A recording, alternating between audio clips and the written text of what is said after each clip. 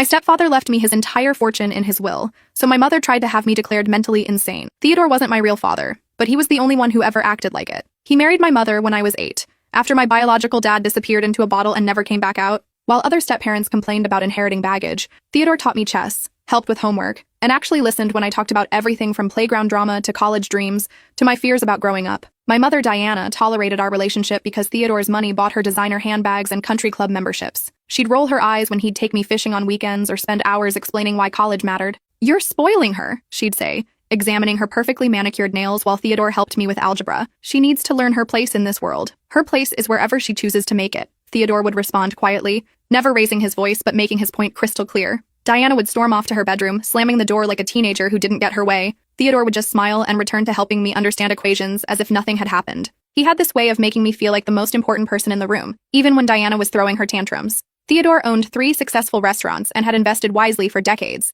The man understood money in ways that impressed even Diana's gold-digging instincts. He'd started with one small diner downtown and built it into a local empire through sheer determination and business sense. When he was diagnosed with pancreatic cancer at 67, I took family leave from my teaching job to care for him. Diana hired a nurse but rarely visited, claiming hospitals made her anxious, and the smell of disinfectant gave her migraines. Really, she was too busy redecorating the house with money from his medical insurance and planning her post-Theodore life. I'd catch her on phone calls with interior designers discussing timeline updates for when the house would be fully mine again. "We need to have everything ready within 6 months, I heard her tell one contractor. "The current situation is temporary." She talked about Theodore's illness like it was an inconvenience rather than a tragedy. I'd sit with him during chemotherapy sessions, holding his hand while poison dripped into his veins, and Diana would be at home picking out new curtains. During his final weeks, Theodore held my hand with fingers that had grown thin and cold, whispering, "You're the daughter I never had. Everything I built should go to someone who understands its true value." I thought he meant emotionally. I had no idea he meant literally every single penny. The morning after his funeral, his lawyer called requesting a private meeting. Diana assumed it was about funeral arrangements and paperwork, so she let me go alone, probably expecting I'd just be signing documents to transfer everything to her name. "Just handle whatever needs handling," she said, waving me away while she sorted through sympathy flowers.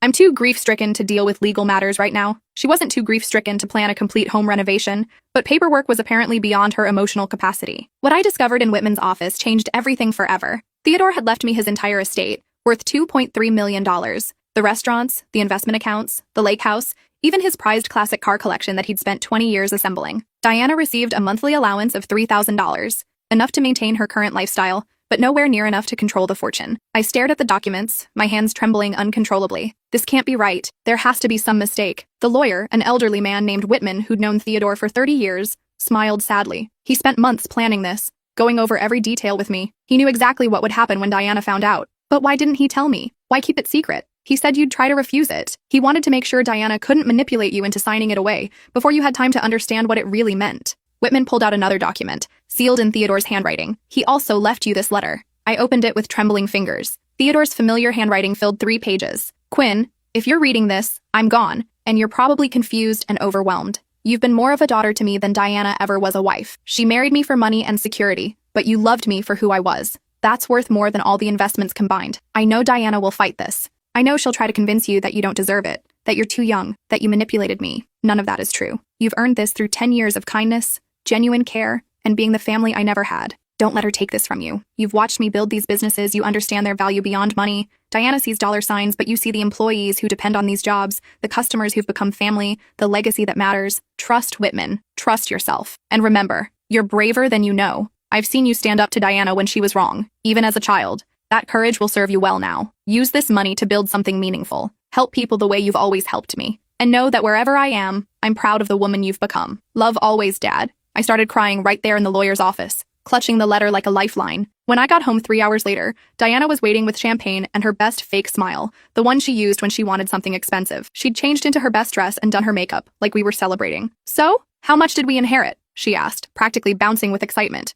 "I've already called the contractor about expanding the kitchen and adding that sunroom we discussed. Oh, and I found the most beautiful cruise package. 3 weeks in the Mediterranean. We deserve a vacation after everything we've been through." She'd been planning to spend Theodore's money before his body was even cold. I took a deep breath, still clutching Theodore's letter in my pocket. Actually, he left everything to me. "You get a monthly allowance." The champagne glass shattered against the kitchen wall. Crystal exploded everywhere, sparkling like deadly confetti, and Diana's carefully constructed mask completely dropped. "That's impossible," she screamed, her voice echoing through the house. "I'm his wife. I lived with that man for 15 years. You're just some random kid he felt sorry for." The screaming started immediately and didn't stop for hours. How dare a 24-year-old control family money? I was too young, too naive, too ungrateful. This had to be a mistake. Theodore must have been confused by medication when he signed those papers. "We'll contest this," she hissed, her perfectly manicured nails digging into her palms hard enough to draw blood. "No court will let a child inherit millions. I'll prove you manipulated him while he was dying." For 3 days, she called lawyers, her voice getting more desperate with each conversation. I could hear her through the walls, pacing and ranting about ungrateful stepdaughters and senile old men. Most lawyers told her the will was airtight. Theodore had been mentally evaluated and declared competent just weeks before his death. "But she's just a teacher," Diana would scream into the phone. "I'm his wife. I gave him the best years of my life. I deserve that money." Each lawyer gave her the same response. The will was legal, properly witnessed, and Theodore had been of sound mind. Diana grew more frantic with each rejection. The house became a war zone. Diana would slam doors, throw things, and mutter about ungrateful children. She started drinking heavily, polishing off a bottle of wine each night while plotting her next move. "You think you're so smart," she'd slur at me over dinner, "but you're just a naive little girl. I know things about Theodore you could never understand. I know how to get what's mine." But then she found one lawyer who offered a different approach. Dr. Morrison arrived the following Tuesday with a briefcase and a smile that made my skin crawl. Diana introduced him as a psychiatrist specializing in competency evaluations, but something about his oily manner set off every alarm bell in my head. "I understand you've been under tremendous stress," he said, settling into Theodore's favorite chair like he belonged there. His voice was smooth and clinical, but his eyes were calculating. Losing a parent figure, suddenly inheriting massive wealth, that can trigger underlying mental health issues in young people. My stomach dropped. What kind of issues? Delusions of grandeur, paranoid thinking, inability to make rational financial decisions. His pen was already moving across his notepad before I'd even answered a single question. "Your mother is concerned about your recent behavior." Diana jumped in immediately, like she'd been rehearsing this performance for days. "She's been talking to Theodore's spirit, claims he's giving her investment advice from beyond the grave. Yesterday I found her in his study, arguing with empty air about restaurant renovations." I felt the blood drain from my face. 2 days earlier, I'd been talking through business decisions out loud, a habit Theodore had taught me during our chess games. "Think through problems verbally," he'd always said. "Hear how your reasoning sounds. If it sounds stupid when you say it out loud, it probably is." I'd been in his study, going through financial reports and literally asking out loud, "Theodore, what would you do about the Highland Street location?" It was my way of processing grief and responsibility, not a conversation with ghosts. "That's not what," I started. "She's also been hoarding money," Diana continued, cutting me off with practiced ease. "Refuses to buy groceries, won't pay utilities, says the money isn't real yet, that she needs to wait for Theodore to tell her how to spend it." This was a complete lie. I'd been waiting for the estate to clear probate before making any major expenditures, exactly like Whitman had advised. I'd been buying groceries and paying bills with my teacher's salary, just like always. But twisted through Diana's lens, fiscal responsibility became evidence of mental illness. Dr. Morrison scribbled furiously. "Have you experienced any auditory hallucinations? Voices telling you what to do with the inheritance?" "No," I said firmly, but he was already writing something down. He made another note. "Your mother mentioned you've been staying awake all night, pacing and muttering about business decisions you're not qualified to make." I'd been researching restaurant management and reading Theodore's business journals, trying to understand what I'd inherited. The businesses were more complex than I'd realized. Multiple locations, dozens of employees, intricate supplier relationships, health department regulations, liquor licenses. I felt the weight of responsibility and wanted to be prepared. But explaining that would sound like more evidence of obsession. "Have you made any major financial decisions since inheriting?" Dr. Morrison asked. "No, I'm waiting for the probate process to..." "Interesting. And this reluctance to engage with your inheritance, would you say that stems from feelings of unworthiness? Perhaps guilt about receiving money you don't deserve?" Every question was a trap. If I spent money, I was reckless with the inheritance. If I didn't, I was delusional about it being real. If I researched the businesses, I was obsessed and unstable. If I didn't, I was irresponsible and unfit to manage them. The evaluation continued for 2 hours. Every normal response to grief and sudden responsibility was twisted into symptoms of mental breakdown. When I mentioned feeling overwhelmed by the responsibility, that became anxiety disorder. When I said I missed Theodore and sometimes cried when going through his things, that became an unhealthy attachment to the deceased. When I admitted I sometimes had trouble sleeping because I kept thinking about all the employees who depended on the restaurants,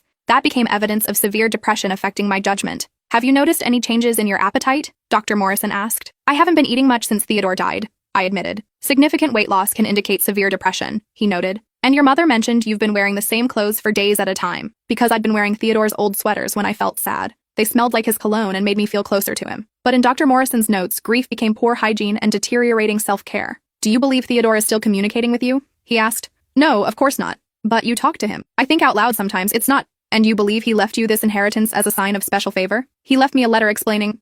Yes, the letter. Can you show me this letter?"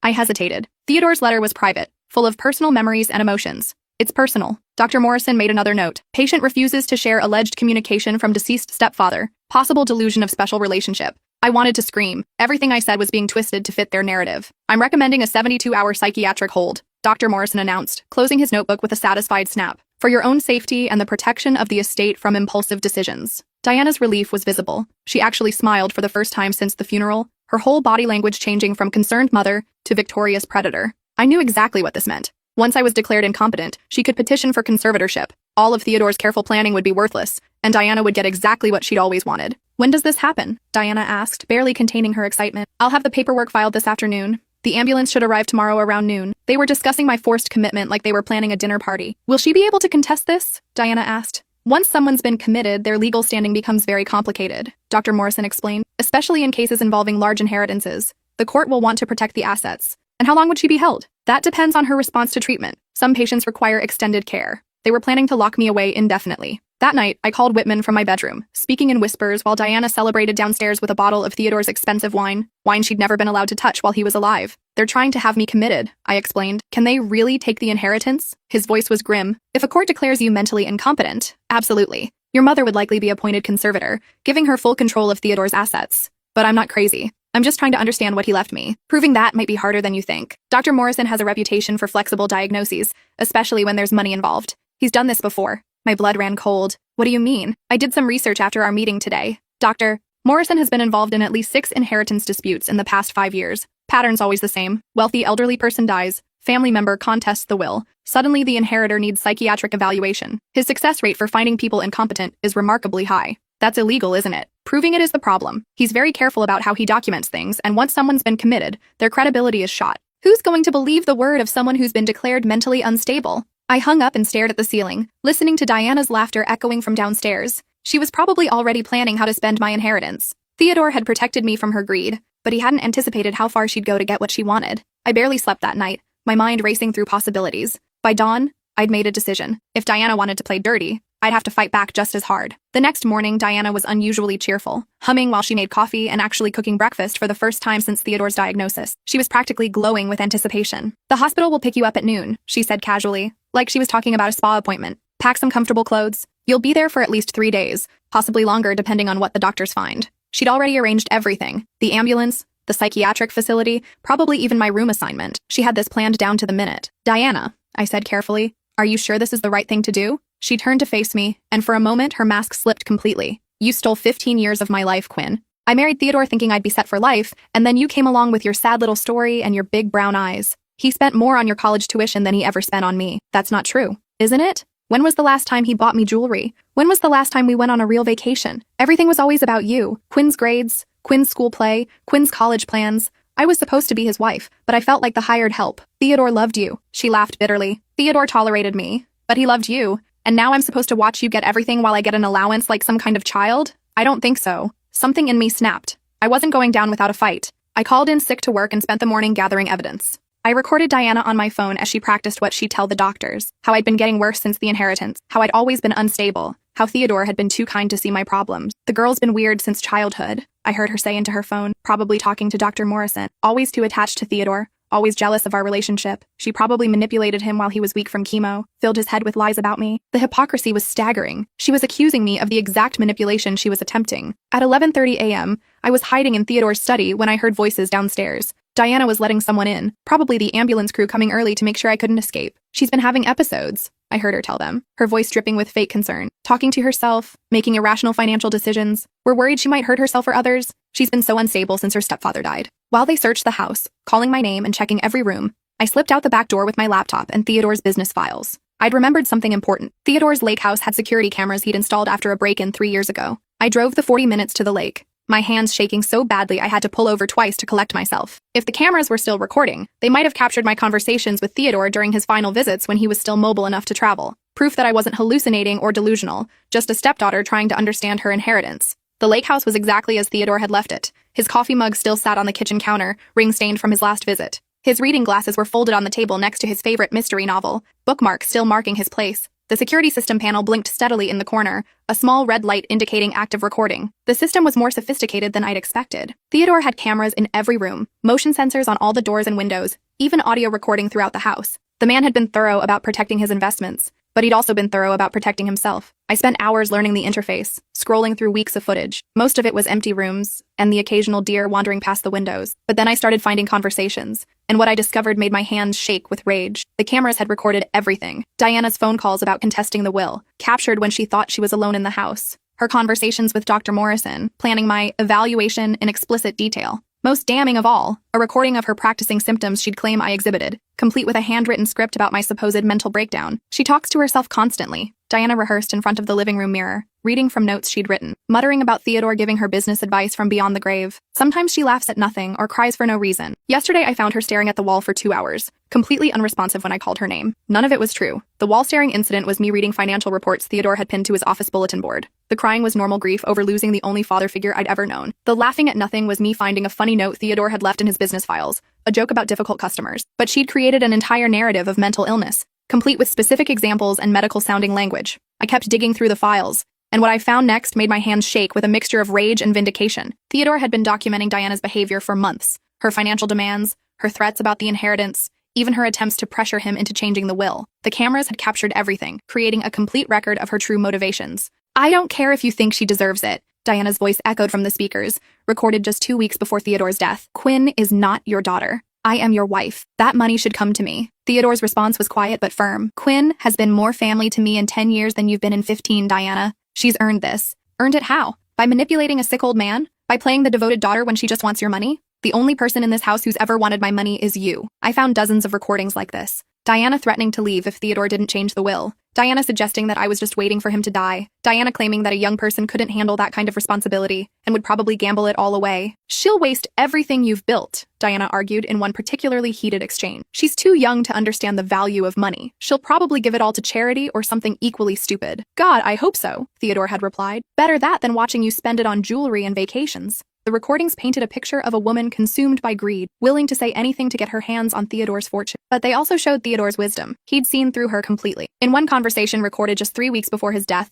Diana had gotten particularly vicious. "You're making a mistake, Theodore. Quinn doesn't really love you. She's just being nice because she knows you're dying and she wants your money." "Even if that were true," Theodore had replied calmly, "at least she's been nice about it. You've been demanding and entitled from day one. I'm your wife, in name only. When was the last time you asked how I was feeling? When was the last time you sat with me during chemo? Quinn has been here every step of the way. You've been shopping." But the real treasure was buried deeper in the files. In his final week, when he was barely strong enough to leave his bed, Theodore had made one last recording, addressed directly to me. "Quinn, if you're watching this, it means Diana's trying to steal what I left you. I started recording everything after she first threatened to contest the will 3 months ago. I knew she wouldn't accept my decision, and I wanted you to have proof of her real motivations. She's going to claim you're unstable, that you manipulated me, that you don't deserve this inheritance. None of that is true. You've been the light of my life for 10 years, and you've earned every penny through kindness, intelligence, and genuine love. Use these files. Protect yourself. Fight for what's yours. And remember, you're stronger than she'll ever be. You're the daughter I chose, not the one who chose me from my bank account. I know this is overwhelming, but you're not alone. Whitman will help you, and you have more friends than you realize.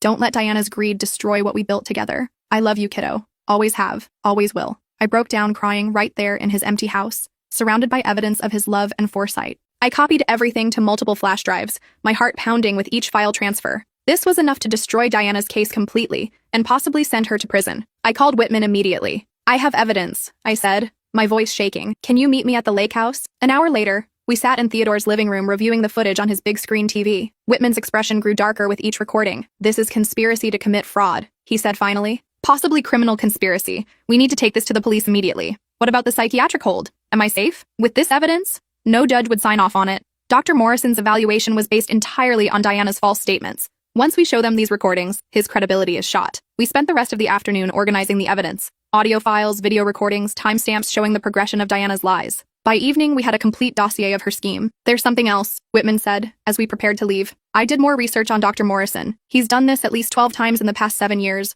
always targeting inheritance cases. We might be looking at a much bigger scandal." The next morning, Detective Hayes met us at the police station. We played the recordings, starting with Diana's conversations with Dr. Morrison and building to the damning evidence of her rehearsing fake symptoms. "This is enough for arrest warrants," Detective Hayes said. "Conspiracy to defraud, attempted theft through false pretenses, filing false medical reports. Dr. Morrison's in serious trouble too. How do we know they won't just disappear?" I asked. "Dr. Morrison has a competency hearing scheduled for this afternoon. He thinks he's going to declare you mentally incompetent. Instead, he's going to be arrested." Dr. Morrison was arrested as he arrived for what he thought would be my competency hearing. He was carrying a pre-written evaluation declaring me mentally incompetent, dated from before we'd even met. "Dr. Morrison," Detective Hayes said as he handcuffed the psychiatrist in the courthouse parking lot, You're under arrest for conspiracy to commit fraud, filing false medical evaluations, and practicing medicine under fraudulent pretenses. Diana was taken into custody an hour later, screaming about ungrateful children and family loyalty as they handcuffed her in our kitchen. "This is insane!" she shrieked, her carefully applied makeup running with tears of rage. "She's the crazy one! She talks to dead people! She's not capable of handling millions of dollars!" "Ma'am, we have 47 minutes of recordings showing you fabricating evidence," Detective Hayes said calmly. "You have the right to remain silent. I suggest you use it." The charges were extensive: conspiracy to defraud, attempted theft, falsifying medical records, filing false psychiatric evaluations, and perjury. Dr. Morrison faced additional charges for practicing medicine fraudulently and running what investigators would later call a competency evaluation mill. As they led Diana away, she looked back at me with pure hatred. "This isn't over," she hissed. "That money should be mine. I'll find a way to prove you're unstable." "The only unstable person here is you," I replied, surprised by how calm I sounded. The investigation that followed revealed the scope of Dr. Morrison's scheme. Police found files on dozens of similar cases: wealthy elderly people dying, family members contesting wills, convenient psychiatric evaluations, declaring inheritors incompetent. His success rate was over 80%, which should have been a red flag years earlier. The psychiatric facility where I was supposed to be held was also investigated. They specialized in long-term care for patients with complex inheritance-related psychological issues, a fancy way of saying they kept people locked up while families fought over money. During Diana's bail hearing, the prosecutor played the security footage for a packed courtroom. Watching Diana practice her fake concerns about my mental health while the real audio played was devastating. The judge's face grew stonier with each lie. "Your Honor," Diana's court-appointed lawyer argued weakly, "my client was simply concerned about her daughter's mental health during a difficult time." The prosecutor stood up with a thick folder. "Your Honor, we have 47 minutes of audio recordings showing the defendant coaching Dr. Morrison on what diagnosis to reach, practicing false statements about the alleged victim's behavior, and explicitly stating her intention to gain control of a $2.3 million inheritance through fraud." He played one particularly damning recording. "Once she's declared incompetent, I can have her committed indefinitely. By the time anyone believes her, I'll have control of everything. Theodore was a fool to leave money to a child." The judge reviewed the evidence for 15 minutes before speaking. "This court finds clear intent to defraud through manufactured psychiatric evaluations and perjury. The defendant showed no genuine concern for her stepdaughter's welfare, only for financial gain. Given the premeditated nature of this scheme and the defendant's stated intention to continue pursuing the victim's assets, bail is set at $500,000. Diana couldn't make bail. Neither could Dr. Morrison. While they sat in jail awaiting trial, I learned more about their scheme. Dr. Morrison had charged Diana $15,000 upfront for the evaluation, with another $35,000 due once I was declared incompetent.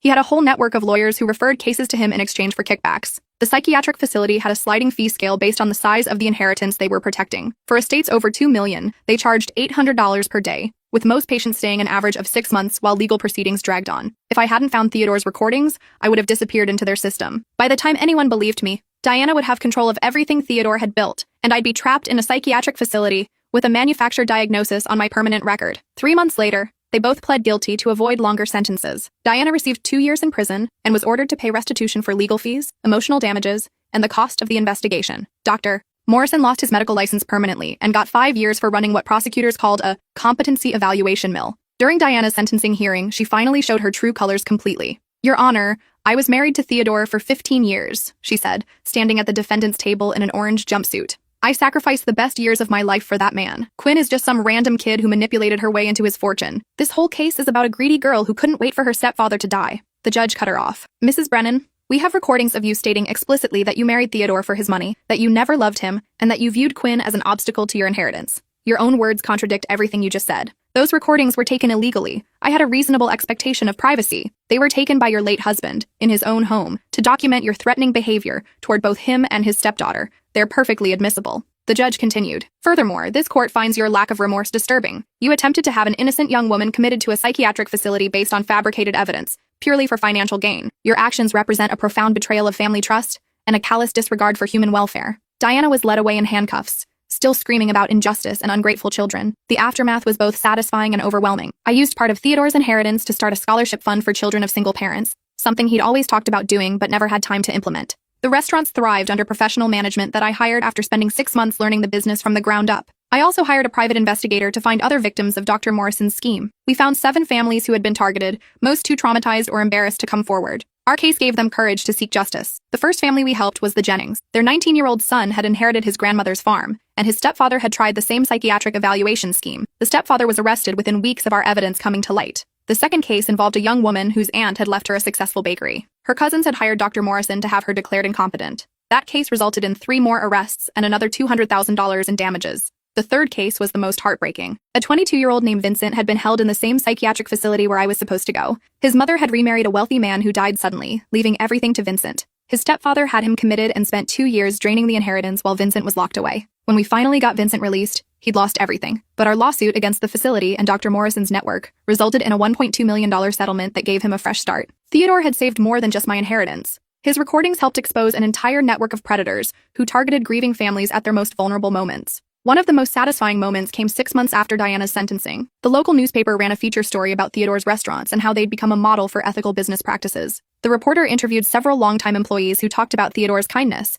and how he'd treated them like family. He always said the business was about more than money, one manager told the reporter. He wanted to create something that would last, something that would take care of people. Quinn's carrying on that tradition perfectly. I framed that article and hung it in Theodore's study, right next to his picture. The restaurant business turned out to be more rewarding than I'd ever imagined. I kept all of Theodore's employees and gave them raises across the board. We implemented profit sharing, improved healthcare benefits, and started a college tuition assistance program. Within a year, we'd opened 2 new locations and were being featured in restaurant industry magazines as an example of how to treat employees ethically while maintaining profitability. I finished my master's degree in business administration, taking night classes while running the restaurants during the day. My thesis was on ethical business practices in family-owned enterprises, and Theodore's approach to employee relations became a case study that other business schools started using. The scholarship fund grew beyond anything I'd imagined. We partnered with local high schools to identify students who needed help, focusing on kids from single-parent homes or those aging out of foster care. 23 students received full college funding in our first year, and the program has grown every year since. Last week, Diana sent a letter from prison asking for money for her commissary account. She's apparently had a change of heart and wants to rebuild our relationship when she gets out.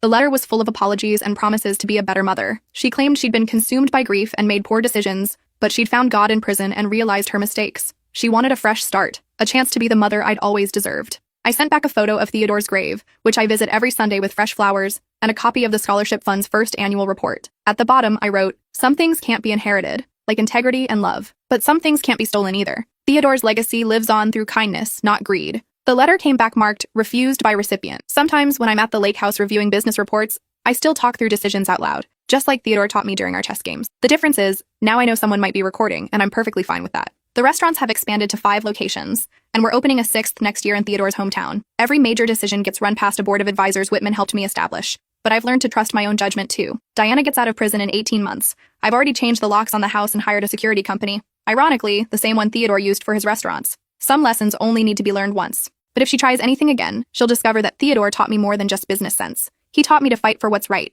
to trust the right people, and to always, always keep records. The security cameras at the lake house are still running, upgraded now with cloud storage and motion detection. And I've added cameras to all the restaurant locations, not just for security, but because I learned from Theodore that the truth has a way of protecting itself when you document it properly. 6 months ago, I got a call from a young man named Anthony, whose grandfather had recently died and left him a small inheritance. His stepmother was trying to have him declared incompetent, and she'd hired a psychiatrist who reminded him of Dr. Morrison. I gave him Whitman's number and shared our story. Last month, his stepmother was arrested for attempted fraud. The psychiatrist she'd hired turned out to be one of Dr. Morrison's former associates using the same playbook. We've created a resource network for inheritance fraud victims, working with lawyers and investigators across 3 states. Theodore's case became the foundation for new legislation, requiring multiple evaluations before someone can be declared incompetent in inheritance disputes. Every time I help someone else fight back against family greed, I can almost hear Theodore saying, "That's my girl." The inheritance was never really about the money. It was about love, trust, and the belief that kindness should be rewarded instead of exploited. Diana never understood that. She saw dollar signs where Theodore saw family. That's why she's in prison, and I'm carrying on his life's work. That's why she lost everything, and I gained a father's love that will last forever. The business continues to grow, but more importantly, it continues to matter. We employ over 200 people now,